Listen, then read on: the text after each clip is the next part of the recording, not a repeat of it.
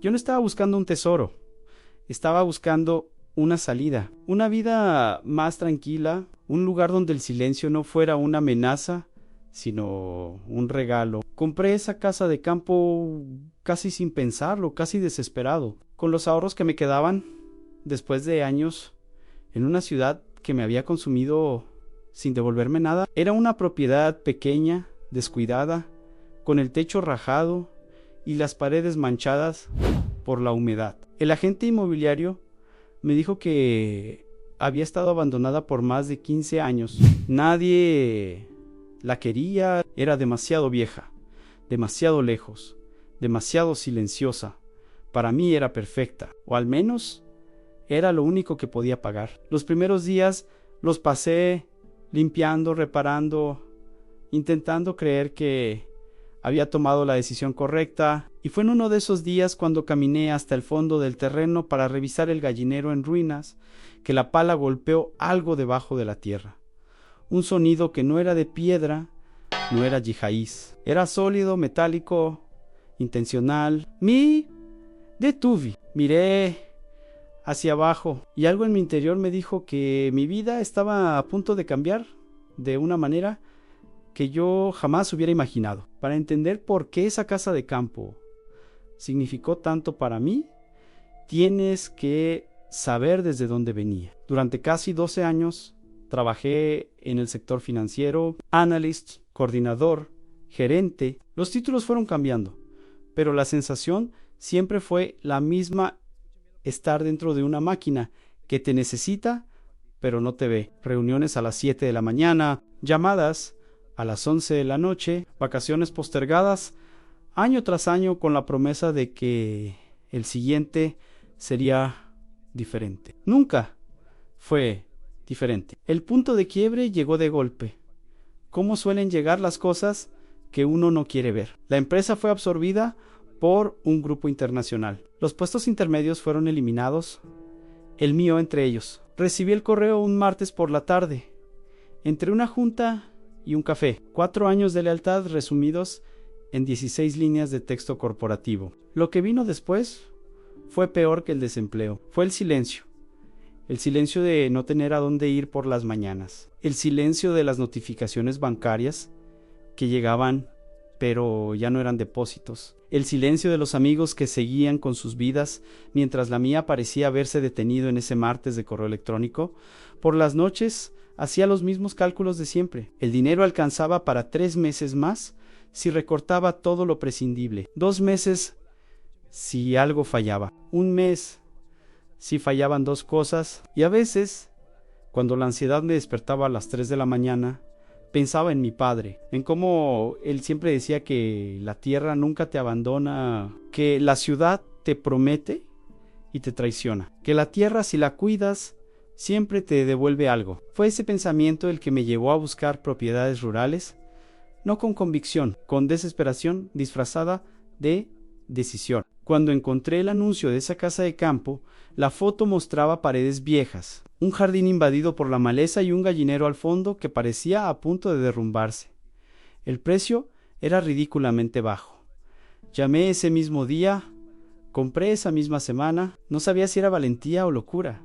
Tampoco me importaba. Solo sabía que necesitaba tierra bajo mis pies antes de que el suelo se terminara de ir. La propiedad quedaba a unos 80 kilómetros de la ciudad, sobre una ruta secundaria que cruzaba colinas suaves y campos abiertos. El acceso era un camino de tierra que crujía bajo las ruedas del auto cada vez que llovía. La casa principal era de construcción antigua, paredes de adobe con esquinas redondeadas por el paso de los años. Las ventanas de madera hinchada por la humedad abrían con esfuerzo y cerraban con un golpe sordo, como si recordaran el tiempo en que alguien las abría y cerraba todos los días. El piso interior era de ladrillo rojo, frío en las mañanas, que resonaba de manera distinta en cada habitación. El olor de la casa era imposible de describir con precisión. Era una mezcla de madera húmeda, cal vieja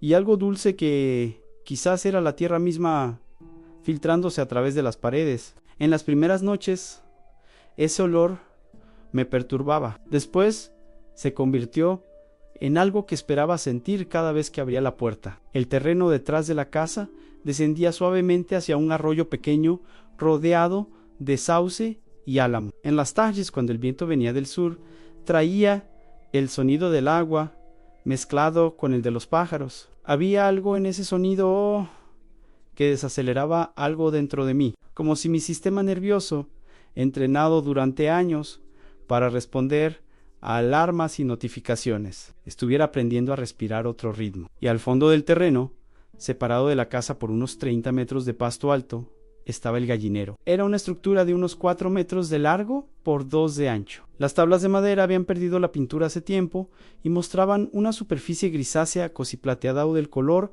que toma la madera cuando el sol la trabaja durante décadas. El techo de chapa estaba parcialmente hundido en un costado. La puerta colgaba de una sola bisagra y había que levantarla un poco para abrirla. Nadie había entrado ahí en años. Era visible en la forma en que la maleza había crecido alrededor de la base, en las telas de araña que cubrían cada rincón, en la tierra interior que nunca había sido perturbada por ninguna pisada reciente. Entré por primera vez una mañana fría de octubre, con una linterna en la mano y sin ninguna expectativa particular. Solo quería saber si valía la pena recuperarlo. Comencé a limpiar el gallinero un jueves. Retiré las telas de araña con una escoba. Saqué restos de madera vieja y una estructura de alambre que alguna vez había sido el separador de los nidales. El suelo era tierra compactada, oscura, mezclada con paja podrida de hace mucho tiempo. Tomé la pala y empecé por la esquina derecha, la que quedaba más lejos de la puerta. La idea era nivelar el piso para poder eventualmente poner una base de cemento. Trabajo mecánico, sin sorpresas. Las primeras paladas fueron exactamente eso: antierra, paja vieja, nada relevante. En la cuarta o quinta palada, la palada frenó, no como frena contra una piedra, que cede un poco antes de resistir. Frenó de golpe, como si hubiera golpeado algo que no iba a moverse. Cambié el ángulo. Empujé más fuerte. La pala rebotó levemente con un sonido que resonó en el espacio pequeño del gallinero. Era un sonido metálico, hueco, como golpear una caja vacía desde afuera. Me arrodillé y dirigí la linterna hacia el suelo. La tierra alrededor de ese punto tenía una textura ligeramente diferente, un tono más oscuro, más húmedo, como si esa sección hubiera sido removida alguna vez y vuelta a cubrir con cuidado. No era algo que cualquiera notaría a simple vista, pero ahora que sabía que algo estaba ahí, era imposible no verlo. No sabía si debía seguir cavando. Algo me decía que una vez que levantara lo que fuera que estaba enterrado, nada volvería a ser igual. Empecé con cuidado, palada a palada, reduciendo la presión, retirando la tierra hacia los costados. A los 10 centímetros de profundidad apareció la esquina rectangular de metal, con el óxido del tiempo pero perfectamente sólida. A los 20 centímetros la superficie completa era visible. Una caja metálica de aproximadamente 50 centímetros de largo por 30 de ancho, sin marcas exteriores evidentes, excepto por una pequeña placa en la tapa que tenía letras grabadas. La saqué con dificultad.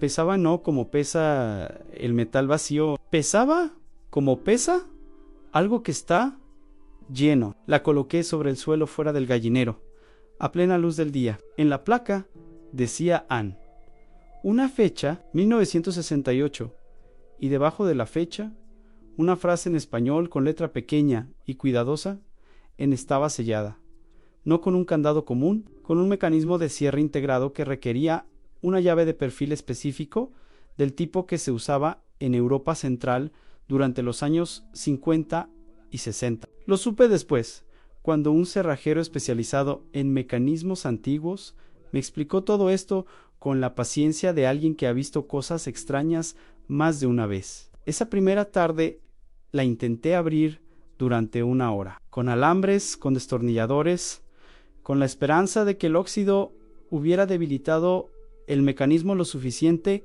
como para ceder. No cedió.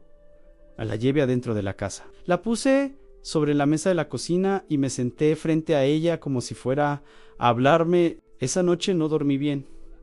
no por ansiedad exactamente. Era otra cosa. Era la sensación de estar cerca de algo importante sin poder llegar, como cuando uno recuerda el sueño pero no puede atrapar los detalles. Investigué online la inscripción y la fecha 1968, una época de tensión económica en muchos países de habla hispana, una época en que familias de ciertos estratos sociales escondían capital fuera del sistema bancario por miedo a la inestabilidad política. ¿Quién había vivido en esa casa antes? ¿Quién había enterrado esta caja con esa frase? Llamé al agente inmobiliario que me había vendido la propiedad. Me dijo que los últimos propietarios registrados eran los herederos de una familia que había emigrado a Europa en los años 80, que nadie de la familia había vuelto, que la casa había pasado por varios intermediarios hasta terminar en manos de un banco que la vendió como activo irregular. Nadie sabía nada de ninguna caja. Nadie sabía nada del gallinero. Fui al pueblo más cercano en busca de un cerrajero. El único del lugar era un hombre de unos 70 años, con manos grandes y una calma que contrastaba con mi agitación. Examinó la cerradura durante varios minutos sin decir nada. Luego levantó la vista y me dijo que podía abrirla, pero que iba a llevar tiempo, que tenía que fabricar una llave a medida 4 días en 4 días con esa caja en mi mesa. 4 días pensando en la frase de la placa. 4 días preguntándome quién la había enterrado y para quién estaba destinada. ¿Y si no me pertenecía? ¿Y si había herederos que nunca supieron que existía? ¿Y si lo correcto era no abrirla? Esas preguntas también me despertaban de noche, pero al final siempre llegaba a la misma conclusión. La frase decía: para quien tenga la paciencia de esperar. Yo era quien había esperado, yo era quien había acabado, yo era quien estaba ahí. El cerrajero vino un lunes por la mañana. Tardó casi 40 minutos en fabricar e insertar la llave adaptada. Cuando el mecanismo finalmente se dio con un clic seco y preciso, los dos nos quedamos en silencio por un momento. Levanté la tapa. A lo primero que vi fueron papeles. Muchos papeles, doblados con cuidado y protegidos por envolturas de tela que los habían conservado del tiempo. Mi primer impulso fue de una decepción que traté de no mostrar en documentos, en papeles viejos, quizás sin valor ninguno. Pero cuando tomé el primer sobre, noté que era pesado, más de lo que debía ser para contener solo papel. Dentro había fotografías en blanco y negro, perfectamente conservadas, una familia, un hombre de unos 40 años, una mujer elegante, 3 niños de diferentes edades.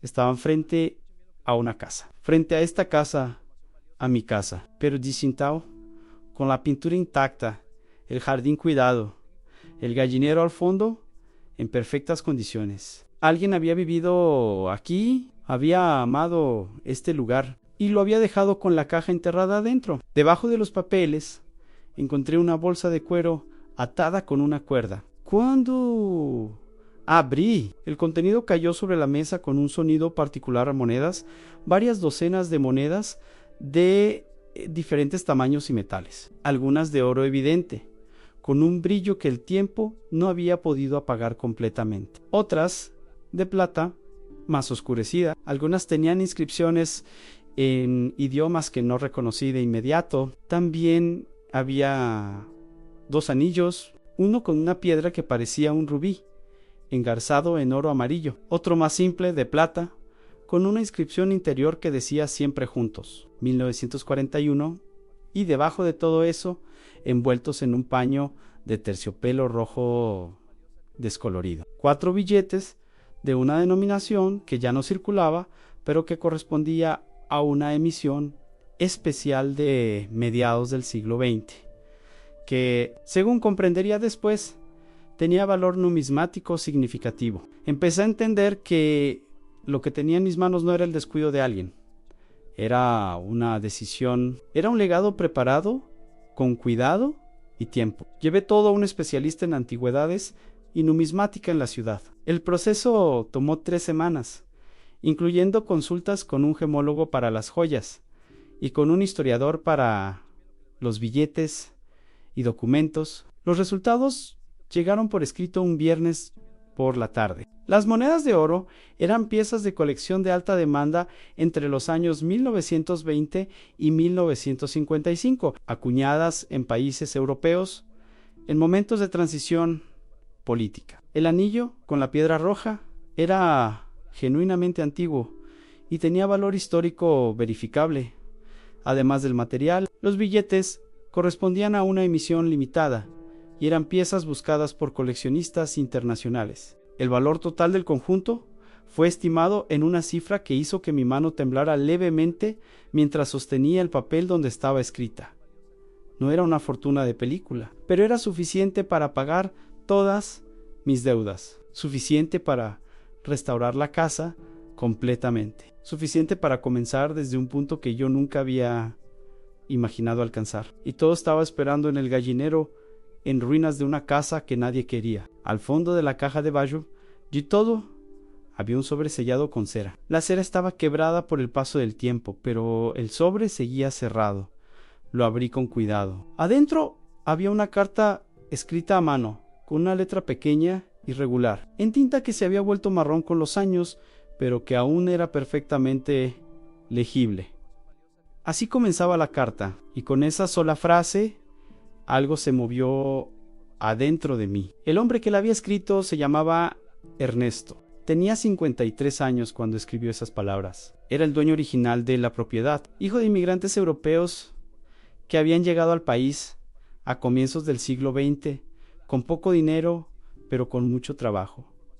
La familia había prosperado. Habían construido esa casa con sus propias manos durante 3 años, pero en 1968 la situación política del país se complicó. Ernesto, que tenía ciertos negocios y propiedades registradas a su nombre, sabía que podría enfrentar consecuencias. Decidió convertir parte de su capital en objetos de valor que no dejaran registro en los sistemas. Enterró la caja en el gallinero porque era el último lugar donde alguien buscaría. Su intención era desenterrarla cuando la situación se calmara, recuperar todo y empezar de nuevo, pero nunca volvió. La carta decía que emigró con su familia, que los años pasaron, que siempre pensó en volver, pero siempre hubo una razón para postergarlo, y que cuando quiso hacerlo, ya era demasiado viejo y la casa había pasado por demasiadas manos. La parte final de la carta era la que me detuvo por completo. Leí esa parte 3 veces. Luego doblé la carta con cuidado, la volví a meter en el sobre y la guardé en el cajón de la mesita de noche. Todavía está ahí. Consulté con un abogado antes de cualquier movimiento. El proceso legal fue claro. Dado que la propiedad me pertenecía legalmente, el contenido encontrado en ella también me pertenecía bajo la normativa vigente. Los herederos de Ernesto, si existían, no habían presentado ninguna reclamación sobre la propiedad en más de 40 años. Lo primero que hice fue pagar las deudas a todas, sin excepción. La sensación de hacer esa transferencia bancaria fue extraña, casi irreal, como exhalar un aire que hubiera estado reteniendo durante 2 años. Lo segundo fue restaurar la casa. Contraté a un constructor local que conocía bien ese tipo de arquitectura antigua. Trabajamos durante 4 meses, reforzamos la estructura, cambiamos el techo, restauramos las ventanas originales, nivelamos el piso interior. La casa quedó como en las fotografías de la caja, pero con la comodidad del presente. El gallinero lo restauré yo mismo, con mis propias manos, palada a palada. Quise hacerlo así, quise sentir cada tabón, cada autognilu, cada capa de pintura nueva. Cuando terminé, compré 20 gallinas y las instalé ahí. Era lo mínimo que podía hacer. A mi madre la visité con dinero suficiente para resolver una situación médica que había postergado por años por falta de recursos. No le conté la historia completa hasta que todo estaba resuelto. Cuando le mostré las fotos de la caja y le leí la carta de Ernesto, se quedó en silencio un momento largo y luego dijo: Juan, tu abuelo tenía razón. La tierra siempre devuelve algo. No me hice rico de la noche a la mañana, pero sí me liberé de la noche a la mañana. Y esa distinción importa más de lo que cualquier cifra puede explicar. Hay algo que sigo pensando meses después de aquel jueves en el gallinero. ¿Cuántas personas pasaron por esa propiedad sin detenerse en el gallinero? ¿Cuántos intermediarios, tasadores, curiosos, visitaron la casa y nunca llegaron hasta el fondo del terreno? La caja estuvo ahí durante más de 50 años, esperando en exactamente donde Ernesto la había dejado. ¿Cuántos tesoros hay así en el mundo, no metafóricamente, sino literalmente, esperando a alguien que tenga suficiente necesidad, suficiente atención o suficiente humildad para acabar? Y más allá de la caja, ¿cuántas oportunidades dejamos pasar porque no las reconocemos como tales? ¿Cuántas puertas que parecen ruinas son en realidad entradas a algo que cambia todo? Yo llegué a esa casa huyendo sin plan.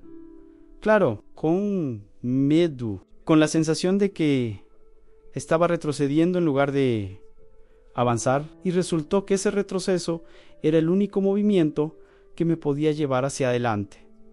Pienso en Ernesto, en ese hombre que enterró lo más valioso que tenía con la intención de volver, que nunca volvió y que, pues, de alguna manera, desde donde esté, supo que la carta llegaría a alguien que la necesitaba. Hay algo en eso que va más allá de la coincidencia, algo que prefiero llamar destino porque no tengo una palabra mejor. Hoy, mientras escribo esto, el gallinero está limpio. Las 20 gallinas producen más huevos de los que puedo consumir. La casa tiene pintura nueva y ventanas que abren sin esfuerzo. Y en el fondo del terreno, en el punto exacto donde estaba la caja, planté un árbol.